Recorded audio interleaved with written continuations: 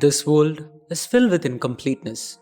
For example, in the beautiful night sky, we see different shades of moon.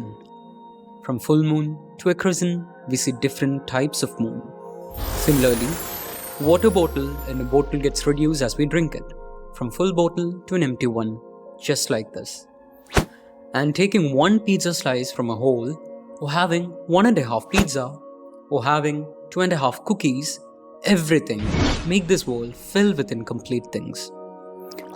But just like we expressed two different extremes using integers in the previous section, how do we represent incompleteness mathematically? Using rational numbers. Rational numbers, by definition, means numbers that can be represented in the form of p by q. There are some conditions as well. We will look into them later. For now, let's try to understand it better. Remember the time that you get marks after an exam? Let's say you got 10 out of 20. Let's look into what this 10 out of 20 means. Now 20 marks is the full or maximum mark that you can get.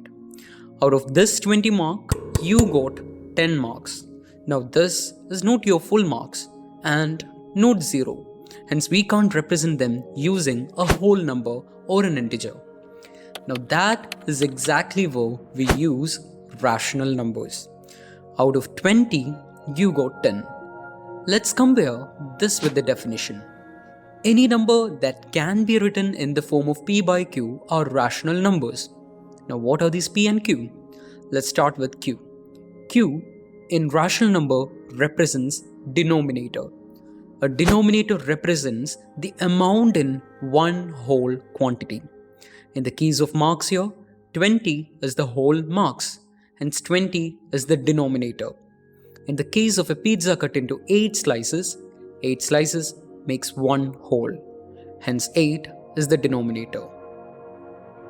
Now p in the rational number is known as the numerator. Numerator helps the quantity that we need or that we got or that we are talking about. In this case, 10 is the mark that you got, hence 10 will be the numerator. Similarly, in the case of pizza, let's say you took one slice from the 8. If we need to represent the amount of pizza you had, we will keep numerator as 1 as you have taken one slice. Now to represent that you have taken one slice of pizza from 8 slices, we write it as 1 by 8. This means 8 slices complete one whole pizza and you took one slice from it. Let's look into a few more examples. One cookie is cracked into 5 equal pieces. I gave 2 pieces to Ameya, 1 to Alin and 2 to Parameshwaran. Now let's see how much each person has got. Since there was only one whole cookie and we divided it, we won't be able to represent it using a whole number. Because whole numbers are used for representing objects in whole, hence we have to use rational numbers here.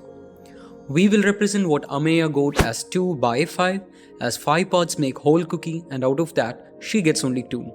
Similarly, we will represent what Alin got as 1 by 5 and what Parameshwaran got as 2 by 5. Simple, right? Now this actually looks like something you have already learned somewhere with a different name, right? Fractions? This looks exactly like fractions. Are rational numbers and fractions same? No. Just like we learned in the first chapter, they both are different. To understand that, we need to go through definitions of each of them. Fractions are numbers that can be written in the form of p by q, where p and q are whole numbers. Now rational numbers are numbers that can be written in the form of p by q, where p and q are integers. A small difference of one word makes tons of difference though. Let's analyze them. While fraction is limited to positive values and 0, rational numbers contain positive, negative, and 0. Some examples for fraction are 1 by 2, 2 by 5, 10 by 9, 12 by 7, and many more. Now some examples for rational numbers are 2 by 3, minus 7 by 8, minus 9 by 5, and many more. As we can see here, all fractions are rational numbers, as rational numbers contain positive values. However, not all rational numbers are fractions, as fractions does not contain negative numbers as well. all operations of fractions and rational numbers remains the same.